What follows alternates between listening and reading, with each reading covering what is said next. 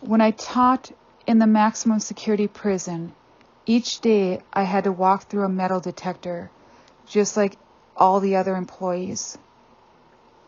When I walked out into the walls, I could look up and see sharpshooters, armed with guns, ready to protect myself and everyone else. Then there were other metal detectors that each offender and staff walked through again once inside the walls. So think about this. Where would be the safer place to teach? Walking into a public school where kids carry backpacks and have no metal detectors to walk through? Or a prison where the security is high and there truly is much less chance of a student having a gun? How many school shootings have you heard of in a prison? Just think about that for a moment. As I reflect on my time working at the prison, I am often reminded of the reaction I received from others when I told them what my job entailed. I received a similar look of disbelief each time, and they would wear that "are you crazy" expression on their faces. I was often asked, was anyone killed while you were there? Weren't you scared that you'd get raped? Was there a lot of bloodshed? Only my family asked if my students were working hard and accomplishing their goals. I want to make something clear right off the bat. There was never a fight in the school the entire 3 years I worked there. The school got to be named the safe zone by some of the offenders. People assumed that I was exposed to a lot of ugliness and scary moments while I was teaching at the penitentiary. My friends worried that I saw fighting, bloodshed, drug abuse, and other shady aspects of life in a prison. I was perhaps witness to some fights, but then, as I reflect on my many years in the public school system, I was often exposed to those same unsettling events there.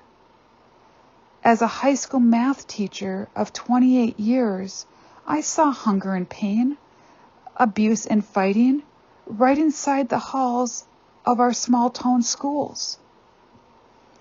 As teachers, we are witness to many wonderful moments in a child's life, but we are also witness to some very scary things.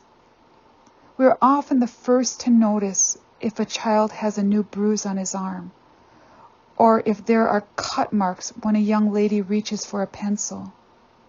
We notice when a student's grade drops suddenly, or when he is hanging out with a rougher crowd. We are often the first line of defense and the one kids come to when we earn their trust. It was the same for me in the prison setting. My students trusted that I was there to help them reach their goals of receiving their diplomas. This trust was the motivation they needed to keep working even when they failed a test. There was success even when a student was being pressured by a cellmate to give up on his studies. I admit there was also some fights and even bloodshed in different areas of the prison, but that is not unlike the world we live in. But there was also hope, especially when I visited them in solitary confinement. These visits reassured my students that I would not give up on them. That is what teachers do.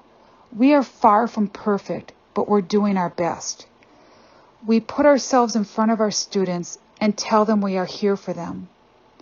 We are here to educate them, but also to support them, to push them, to listen to them, and to help them when they feel there is nowhere else to turn.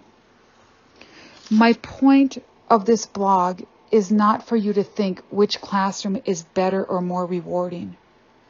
I have found every educational endeavor in my career to be rewarding and an outstanding learning experience. I can't compare them because every school, every teaching assignment, and every other opportunity has been rewarding in its own way. Safety was the only aspect of my work at the penitentiary that people in the free world talked about. That is why I addressed it here. When I stand in front of my students, no matter the age or situation, I work to earn their respect as they earn mine. My philosophy on teaching is the same no matter who my students are. Throughout my years of teaching, I have worked alongside many extraordinary teachers that I call friends and mentors. I love being a teacher, no matter where the location of my classroom. I'm proud to call myself a teacher. Be brave enough to make a change.